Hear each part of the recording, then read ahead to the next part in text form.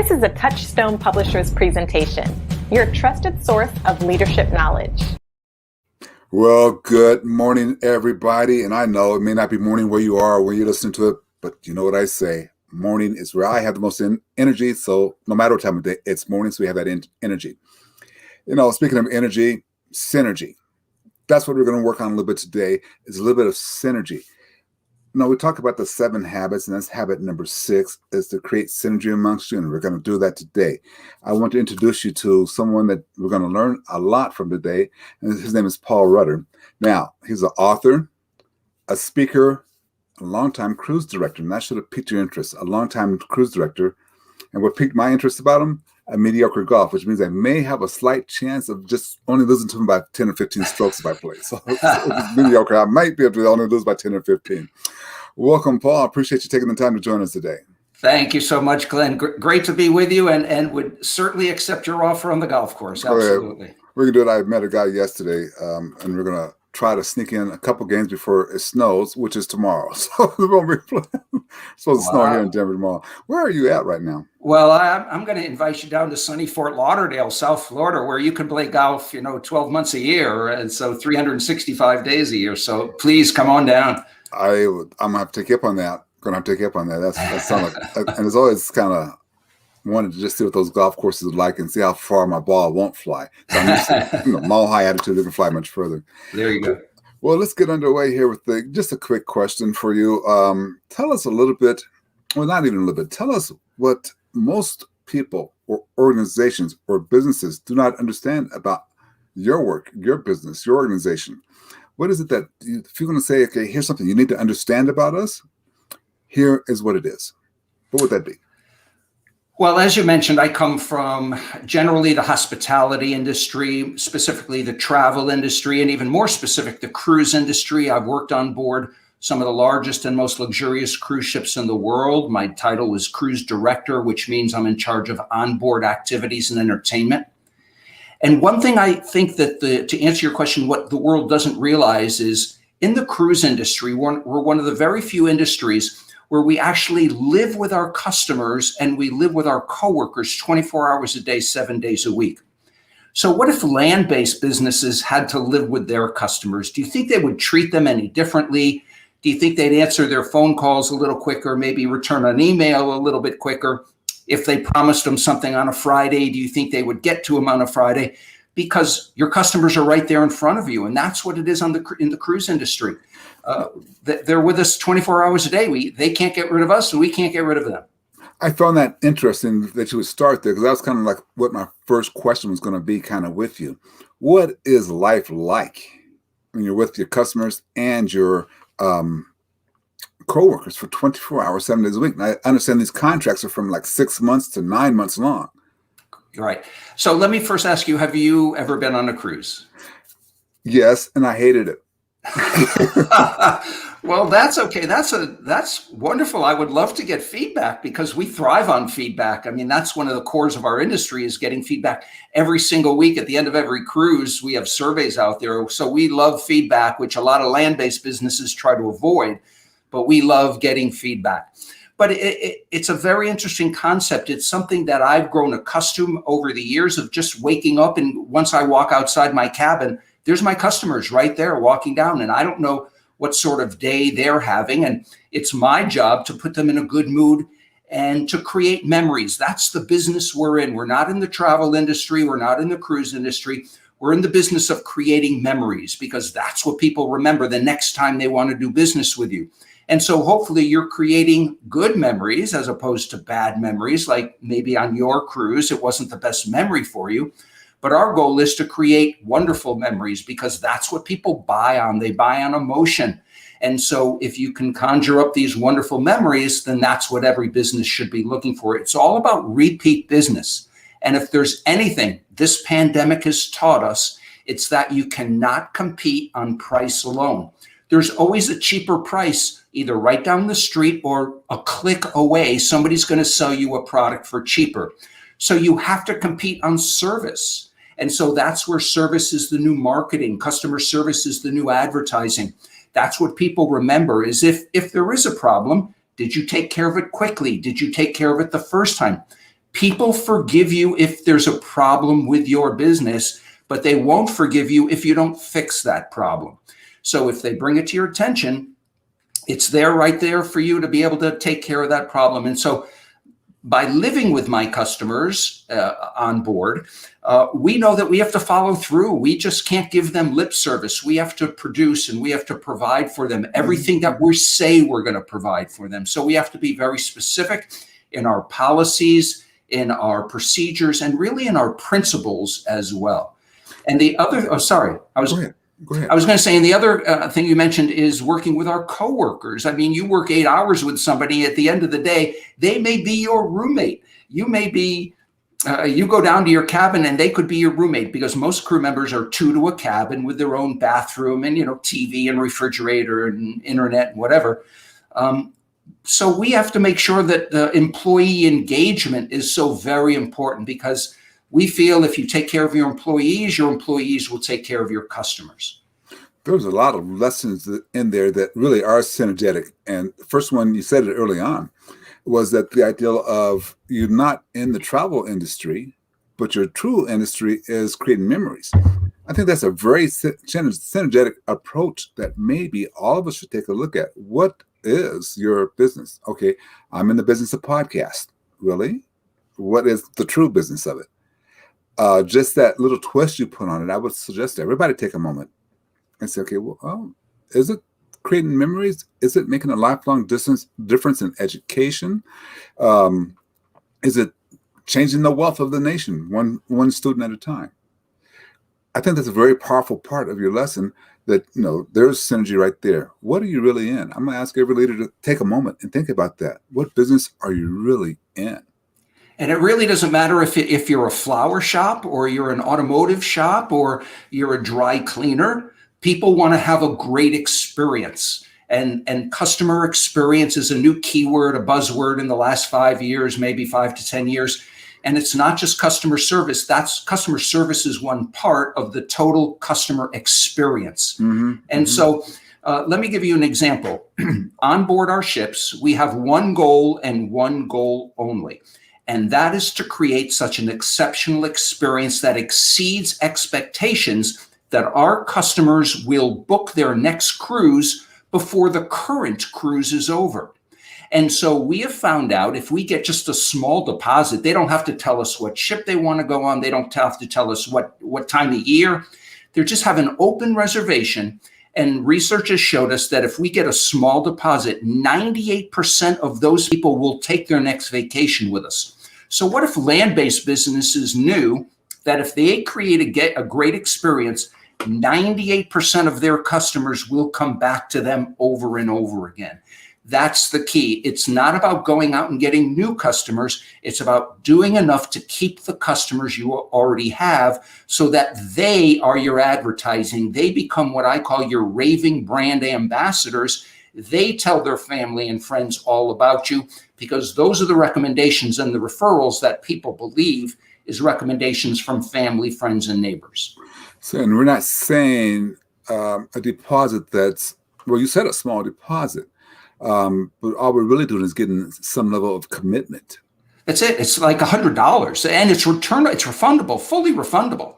So up until like a couple months before the cruise, they can get that $100 back, but they don't, because again, they're buying on emotion. It's an impulse buy. They're having such a great experience right now on this cruise that they're saying, yeah, we don't want to chance going to a competitor. We don't want to chance going to another cruise line. We already know your product and it's great. We're now going to even spend more money. Now, instead of an inside cabin, now we'll book a balcony cabin, and they'll spend a little more money. And studies have shown that when people come back to your business over and over, they tend to spend more money each time, because you've built trust with them. And trust is built up over time. And so that's what you're doing. You're creating trust with your customers. Coach me on this a little bit. So I want to stay here in this area because I think it's important for all of us, because most of the listeners are in the nonprofit space. And if we can get them to give just a little bit of a great experience, maybe they're having an event or something, give a great experience, they can make that little bit of commitment, or have that donor make a little bit of commitment, so next year they re-up easily. No, absolutely. I mean, just during the pandemic, if we can use that as an example, just staying in touch during the pandemic, a phone call or a handwritten note, just to say, hey, thinking about you, hope you're doing okay. We know this is a tough time we're all in. Just making sure that you're front of mind with people at any time. And obviously the cruise industry shut down completely over the pandemic. Slowly but surely they're coming back. And that's because the cruise lines did a great job of just keeping in touch with their customers, letting them know what they're working on, letting them know the health concerns that they have, what they're doing differently in terms of safety and security and things like that. And so just staying in touch communication is a wonderful thing if you do it correctly. And I'm just going to back that up and then we'll move to another subject. My folks, they love cruising, and I don't want to name cruises. Like I said, I hated the first one I went on, but when I went on the one with them on the cruise ship they went on, I mean, they won't change now. They're there. I mean, I liked the second ship a whole lot better than the first one because it was so much bigger, I think. And it's just a different thing, but you can't, if you would have asked me for a deposit, I'm that 2% who wouldn't have done it. But even through the pandemic, this cruise line was sending out some information, email or something once every other month or something. And as soon as they were able, they went ahead and put the full 50% deposit down on the trip for next February 2022. And loyalty is a wonderful thing. And once you can get somebody on your side and be loyal to you, they just keep bringing more and more business. I don't know if you know the website called Nextdoor. It's a website of communities. So it's like just your general area where you live. All your neighbors sign up and you're like a little community. And then they hook up with neighbors around you. So Nextdoor is great for referrals and recommendations. So if somebody says, oh, I have a plumbing problem, can you recommend a good plumber? You're getting recommendations from your family and friends, the people right around your area. Oh, yes, I just had a problem yesterday. Call Bob at this number. And so that's what you're trying to get, is to get recommendations from family and friends, not the anonymous ones online that you don't know who wrote them. You don't know who they are because you don't know who they are. Plus they, front loaded with great stuff anyway. I mean, the front, have 15 5-star recommendations that they wrote themselves. So you don't know, you don't trust those right away. Exactly. Now, this ideal though of 24/7, there's got to be some bad, or is there not? I mean, how does this help or hurt your business? If you got that same concept of 24/7, I have to supply my customers and my employees a great experience, because employees won't leave for the $1 more per hour. They'll leave because they're not getting a great experience, I think. Correct. So a lot of it comes down to the behind the scenes planning, the advanced planning. So us working on board a ship, we're never planning for the cruise we're in. We've already done that weeks ago. We already have all the food on board. We have all the entertainers on board. We have all the supplies we need because we ordered it months before. So this week, we're planning on next week. We never wait to the last minute. We're always thinking 2 and 3 steps ahead. So that's what's so important. So we know that a month from now, we're going to have a big wedding on board. We already have the plan. So we're planning now for this wedding that's going to be happening down the road. Too many times, I think businesses are reactive as opposed to proactive. They wait for something to happen and then react to it, as opposed to thinking, okay, next week, I know this is going to happen. What can we do now to make sure it runs smoothly so that we're not putting out fires next week? Pre-planning is very, very important in our business, because if we run out of steak, for instance, in the middle of the ocean, it's not like we can run to Costco or Sam's Club and pick up more. We have to be right on. So us running out of anything in the middle of a cruise, especially beer or wine or things like that, we have to know that that's not good. So for instance, as an example, we know during the summer, we have a lot more kids sailing with us. Right. We can't run out of hot dogs and hamburgers and French fries because kids will go crazy. So we know that we have to order that months in advance because we're going to have a lot more kids during a certain period of time. And so we are always planning months in advance. And I think that's a good lesson for land-based businesses as well. So as a cruise director, you get ahead of the game months or so in advance. But even if you're just a director of a nonprofit or a for-profit company, you should be a month or 2 out and allow your team to execute that month that you're in because you planned that out. I always find that mistakes are made when you're rushing at the last minute to do anything. And so I always work better if I give myself enough time. I hate waiting till the last minute to do anything because that's when things get messed up. Okay, let me push back just a little bit in time because we are talking about the customer experience, but there's the employee experience. And I was reading to prep for you about some employees' experiences on different sides of ships and different durations. And they have, now we can complain on land-based businesses that we work in people 8 to 10 hours, but these folks are working somewhere between 8 to 15 hours every single day for the entire contract. How do you pre-plan? How do you help that person have a great experience so they want to come back? Well, employee engagement is so important. So let me tell you, as you probably noticed on your cruise, Americans are a minority on board. There's usually when I work on a ship, there's close to 70 different nationalities working on board from India and China and the Philippines and Indonesia and Croatia and Serbia and Latin America. And so they're all over. So how do you keep everybody happy? And again, that's through pre-planning and making sure that we don't dismiss any of the nationalities. So for instance, you and I might have bacon and eggs for breakfast or cereal or oatmeal, but in other parts of the world, they're having rice and fish and all sorts of things for breakfast that we would never consider, but we still make sure it's there in the crew mess when they come in to eat because they want to feel comfortable. Our goal is that if you're happy with the food and where you live, your accommodations, your cabin, then you're going to do a good job for us. Because, you know, everybody wants to eat well and have a good night's sleep. They should be ready for work. But we also take care of really different nationalities. So if it's Jamaican Independence Day, we'll have a big party for all the Jamaicans on board, or Indian Independence Day, or things like that. So we know that if we take care of the employees, they will take care of the customers. And so it can be very challenging. Employee engagement is quite difficult if you don't plan in advance for it. And so taking care of employees is our number one goal. You know, people say, well, who comes first, the customers or the employees? In our world, we always feel that the employees come first because when you take care, we say happy employees equals happy guests. And so if they're happy, they'll take care of the employees. And the other thing about working hard, a long time ago, it was in the cruise industry, unlimited hours of working. But now we have something called the International Maritime Convention, where we have to have a certain number of hours of rest. It's not really how many hours we work.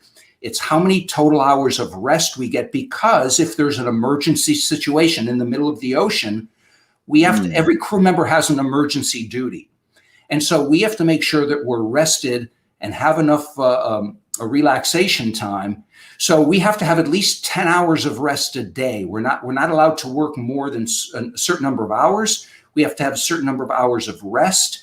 And that includes, you know, trainings and your regular work and things like that. Now, what they do with that relaxation hours is up to them. If they want to stay up and party, that's okay. If they want to go to sleep, but they have a certain number of hours of rest that they must have. And every minute we have to put our time into a program that clocks all of our hours. And if we go a minute over what we're supposed to, then it gets flagged by the program. And so that's not a good thing. We have to stay under a certain number of hours that are worked every day on board. No, there's something interesting there that as you were explaining it, because that means 14 hours a day is the max, and you're still getting 10 hours. That's still a lot, but you're still doing that 7 days a week. It's still a lot. But the key thing that you brought there that made me perk up a little bit is the ideal of rest. I wonder how many of our leaders get 10 hours away from their job and getting the rest. They're going to function better because you're going to get that occasional emergency or that occasional non-thinking process. Because if you're not getting that 10 hours, a full 10 hours, I'm guilty of it. That's why it hit me. I'm very guilty of that. You know, if I get 6 hours of sleep, I'm happy. 6 hours of non-activity, I'm happy. But that 10 hours that you're talking about for the safety of the ship is also for the safety of the process. Would you agree or disagree?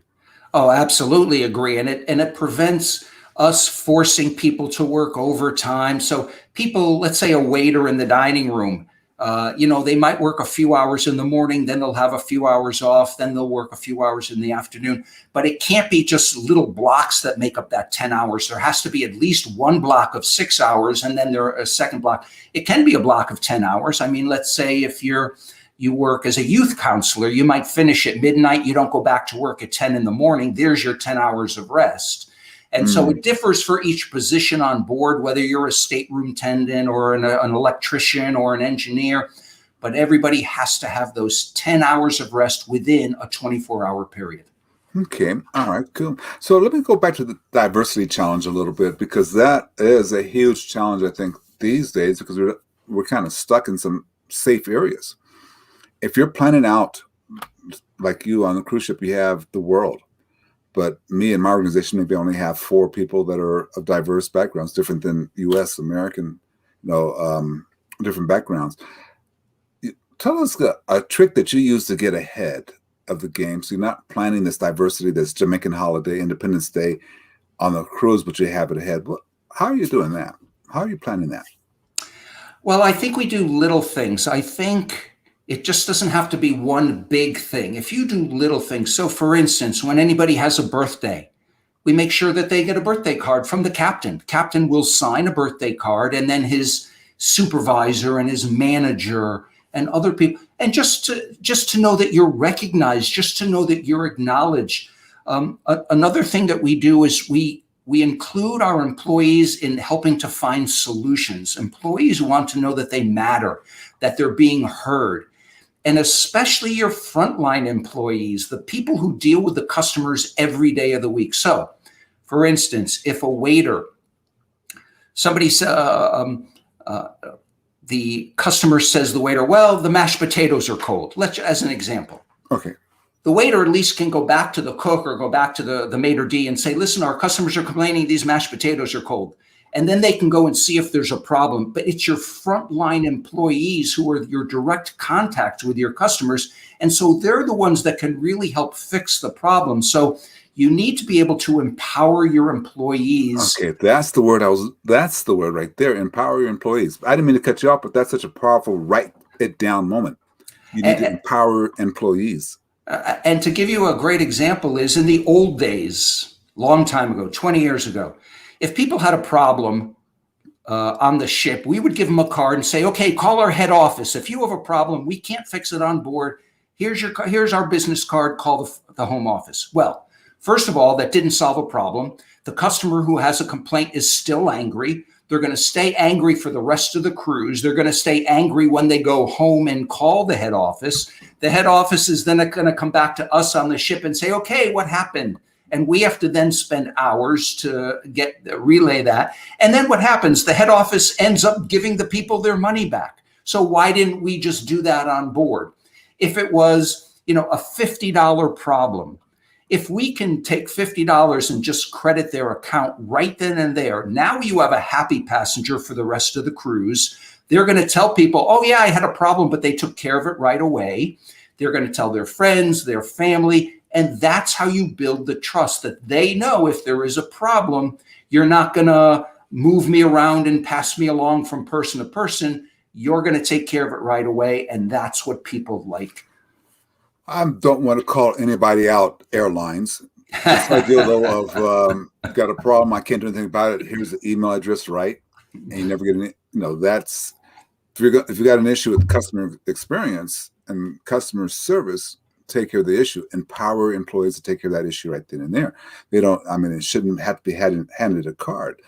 So that goes for I think for everybody. Empower your employees, which kind of means training your employees. So how much training goes into your line of work, your industry, to get an employee ready to take a 6-month, 9-month cruise? Training never stops. And unfortunately, I found on land-based businesses that they have one training session and then that's it. 10 years can go by and they never have a second one. We have what we call continuous improvement.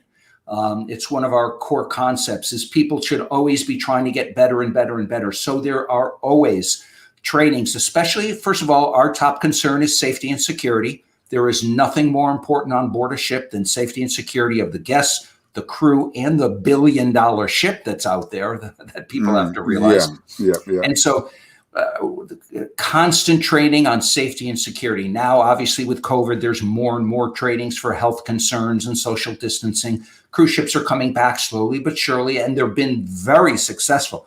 Very happy to say there's been very few outbreaks on board because of our work with what we call the Healthy Sail Panel.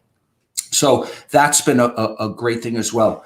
But continuous training is so important, and I constantly stress that with land-based businesses. That's what we're at. Anybody who has customers is in the customer service industry, and you have to train for that continuously. Who does not have customers? That's so let's just not, I mean, you're absolutely right. We all have customers, even if it's just an internal customer. Correct. I mean, yes. even if it's your employee could be your customer. Exactly. Your vendor, the guy who fixes your copy machine is a customer. Yeah, and I think that's a really powerful way to do that. I want to ask you, though, I'm going to change just for a second, because I'm starting to gather we're going to come right back to something, though.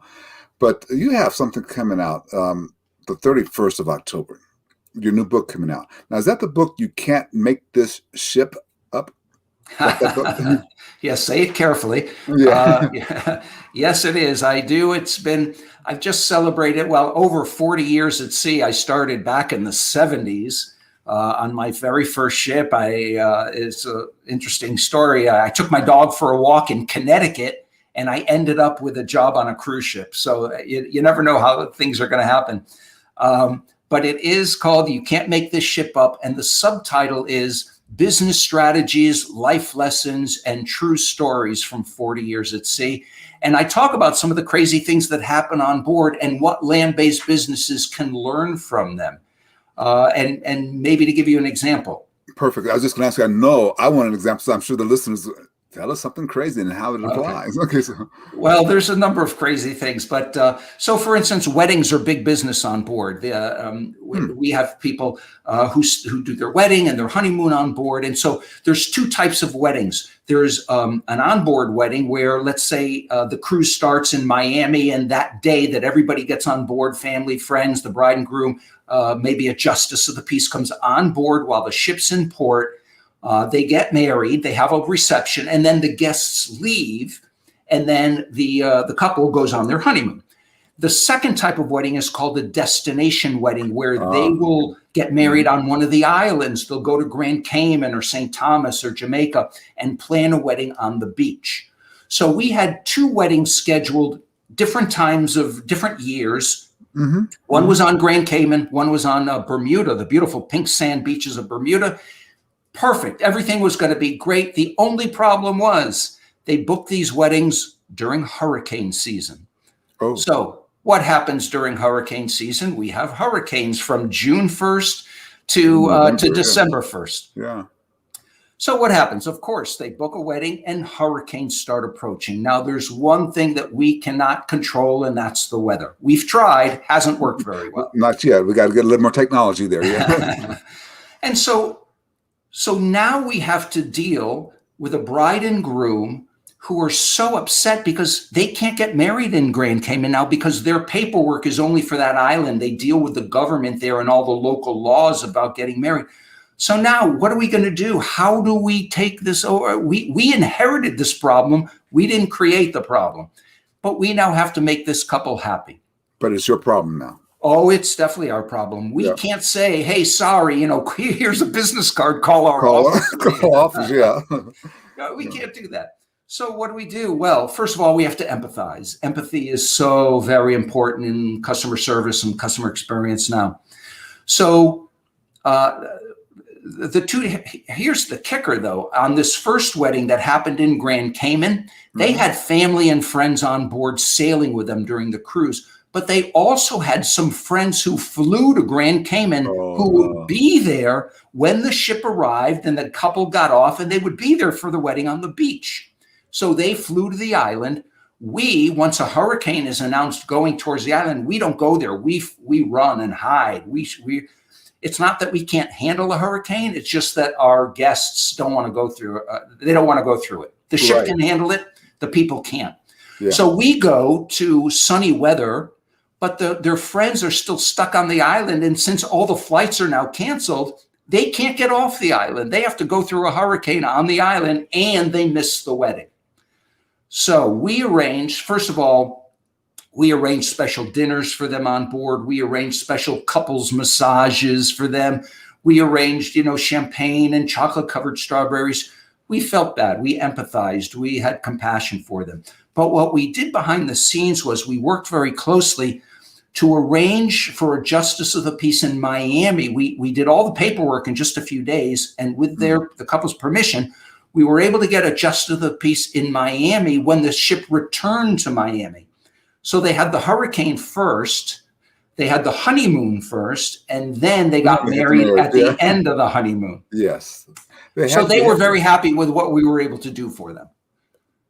So that's called a contingency kind of planning, right? Because I'm sure you probably had this in your pocket anyway. So if we need to do this, we need to do this. If we can't go to that island because of a hurricane, and we know we have a wedding maybe there, you kind of already had a checklist or a plan in your pocket to say, okay, let's go ahead and, with the couple's permission, put it back when we get there. So their friends could be back in Miami anyway. Not only do you need a plan A, you need a plan B and a plan C, especially in the cruise industry when we're out at sea and weather can play havoc with us. So yes, you always need a plan A, B, and C. But even land-based businesses are going to come up with problems that they need to plan for before they come up. So for instance, your internet goes down for the day. Do you have backup contingency plans for you if your internet goes down? Or there's a cyber hack. Let's say, God forbid, something happens and you're hacked. Do you have a plan in place now in order to address this situation? So land-based businesses need to sit down and just do some brainstorming. Again, this is where your employees can really help you out. They can come up with, well, what happens if, we don't get this supply of food if you're a grocery store or a restaurant, or a shipment doesn't come in? As you may be hearing now, the supply chain, a lot of things are not making it into the U.S. because of the supply chain problems. What happens if you don't get a shipment that you need to make your business run? What contingency plans do you have now? You need to think of those things now and plan for them, and don't wait for it to happen, because that's when everything blows up. I want to make sure that we're kind of on the same page, because even we need to have plans for our business. Someone doesn't show up, they're sick that day. You got to have a plan B and C for that. But you said something that I'd like to see, pull this out a little bit more. You said go ask the employees. So are you saying go ask the employees what might work? So if I went to my employee and say, if so-and-so is sick here, what do you think is the best way to handle that so we don't have a disruption? Is that the kind of the game plan on the cruise ship? Let's get the employees' input so we can better handle it? Or tell us about that. Yes, I think that everybody has experiences that we know nothing about, and we can learn from everybody else's experience. So it could be that if there's disruption with, let's say a sound system goes out in a lounge and we have a big event coming up. There could be people who've dealt with this problem before that we don't know they've dealt with this problem, but they can help us fix the problem. And so, yes, we absolutely include our employees to see if they have certain experiences that could help us with a certain situation. So we've had people from other divisions come and help us fix a problem because, we actually had somebody who works in the galley, the restaurant galley, but he was an expert repairman and could help us fix something backstage. And so by just asking and by knowing the backgrounds of certain people and knowing their experiences, yes, we absolutely. Now, I'm not saying you do this for every problem all the time and have meetings just to fix a simple problem. But when you're trying to plan for the future, yes, you want to include employees. And it makes them feel that they're part of the company, that their input is valued. It makes them want to get up and go to work in the morning. Gallup comes out with polls every year that 70 to 80% of people don't look forward to going to work in the morning But if they're engaged in their work, if they're engaged in their business, if they know their business values their input, they're much more inclined to look forward to coming to work. And if they're empowered, they'll want to go to work. They feel like they own it, they want to go to work. So I'm just going to throw this in from what my experience out teaching says, know thy employee. Oh, absolutely. So if you have 1,500 people on the ship, okay, you as a cruise director can't know all those employees, but you can know every employee who reports to you. Oh, yes. And I work with senior managers who then manage all the employees. So just to give you an example, on the last ship I worked on, there's 150 crew members just in my division that I manage. Mm-hmm. So yes, I want to know them all, but I also have like 7 or 8 senior supervisors who, so for instance, the sports deck, all the sports activities, there's 25 people who are sports staff, but there's 1 sports manager. I'll deal with the sports manager who then deals with his team. Same thing with a production manager for the shows, or a youth activities manager to work with the kids, or the cruise staff manager who works with the cruise staff. So every division has their manager, and I work closely with those managers. Okay, that's, if there's a hierarchy, a need for a hierarchy, a lot of people don't want that. But yeah, there is that need, because you need to be able to go to your manager, your manager, their, how they think, how they work through it, and they need to know their employees. Nobody you're gonna know 500 employees. Right, and every employee knows, because I meet with the entire team. I meet with them at least once a month. They always know that if they have a problem with their manager, then yes, they can come and see me, because sometimes we have problems with our supervisors or managers. Sure. So who do you go talk to? Well, you can then come to me. We have an HR team on board. So there are avenues for employees, so they don't think that they're stuck at sea for 6-8 months with no recourse. Because that's when, you have mental health problems and people start questioning everything. So employees need to know that we're there for them. Our goal is to make sure they're successful, and there's a path for them if they want to work their way up the corporate ladder. There's that pathway for them. Okay. So, but what we're also saying here is that you've empowered your managers to act. So you're more than likely not going to get any complaints, because you've empowered them to act, because they know they're going to act and you're going to do the same thing anyway. Correct. So. And Glenn, here's one of the key problems we found out, that if, let's say, a guest has a problem with your product or your service, and they call somebody on the phone, and somebody says, "Oh, I can't. I'm going to turn you over to my supervisor." Or somebody asks to speak to a supervisor. You explain the problem and nothing gets happened. "Oh, I want to speak to a supervisor." Then you have to explain the problem a second time. And that's when people really get annoyed, when they have to keep explaining their problem over and over, because the first person they talked to was not empowered to take care of that problem. And if they had been empowered, then you have a customer that will keep coming back. And so, yes, employee empowerment is very important. Okay, from the outside looking in, why do you think most land-based businesses, not most, but a few land-based businesses, I would say the majority, do not empower their employees to make those type of decisions along the way? Wow. If I had the answer to that, there's another book right there about empowering employees. I don't know if it's control. I don't know if they just don't trust them, or they don't have a procedure or a policy in place.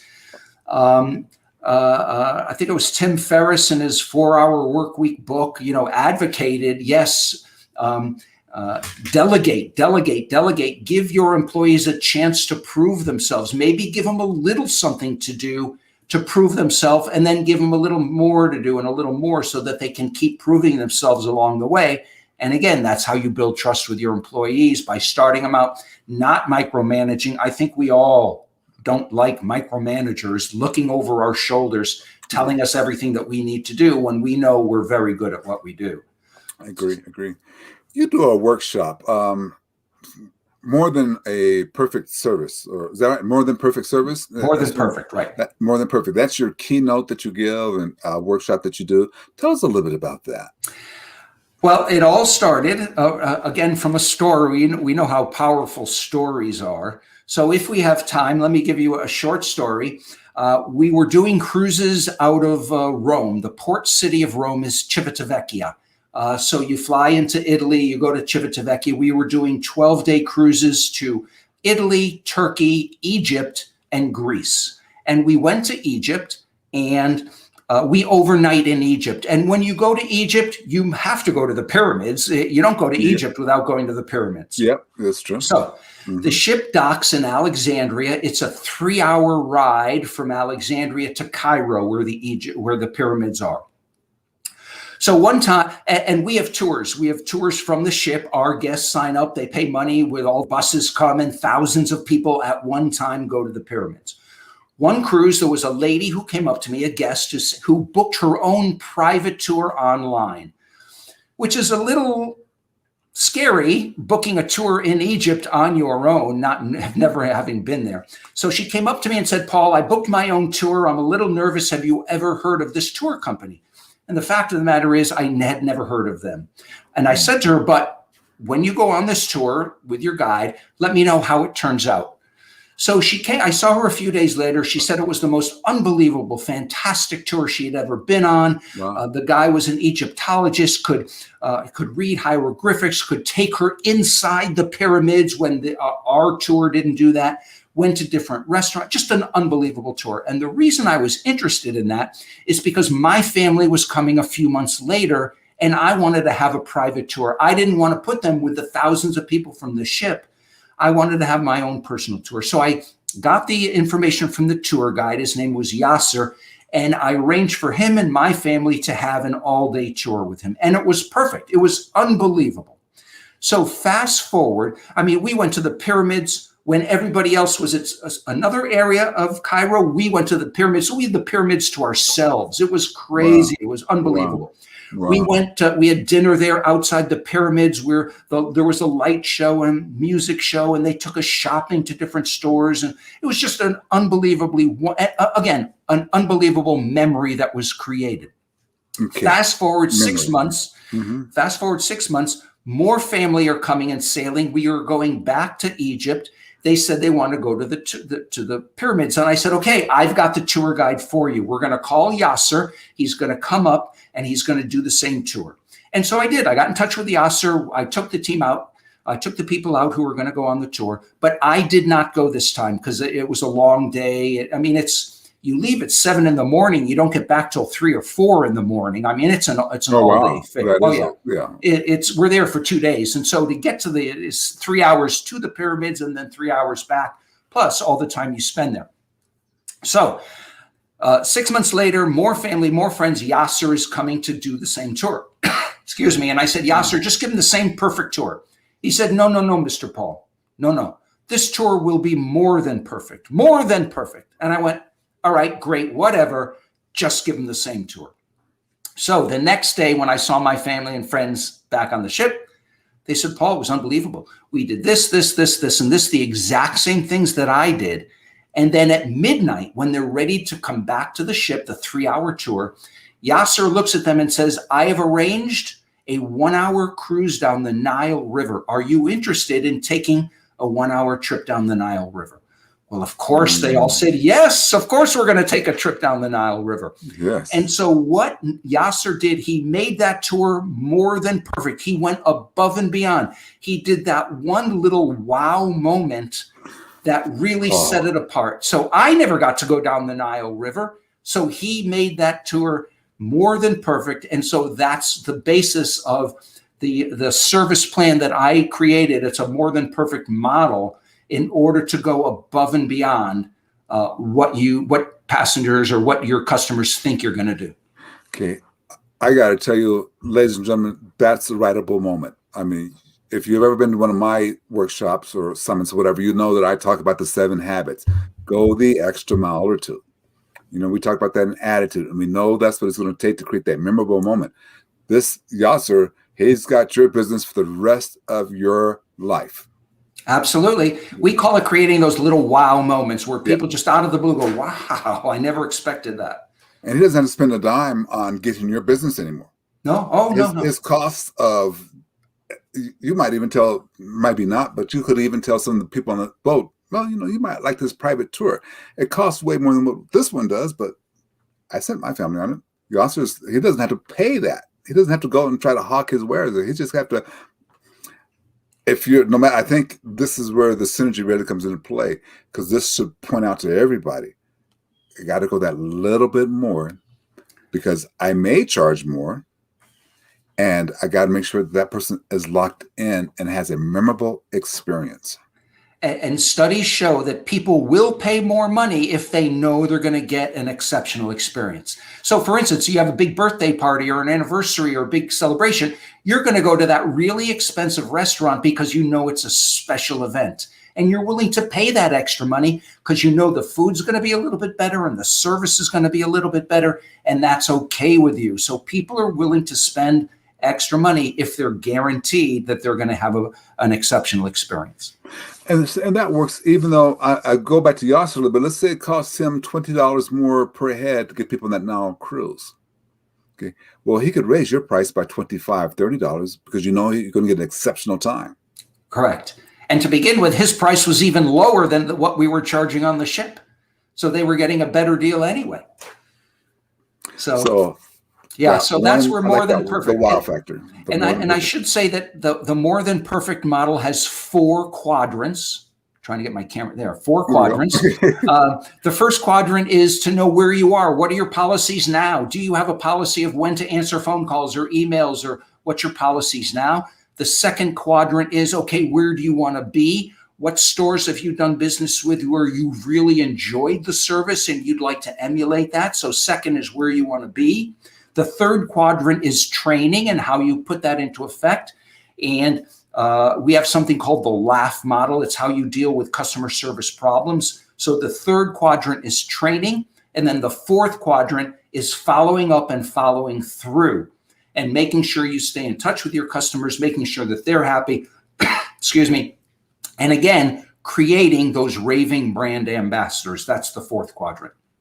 Give us your email address.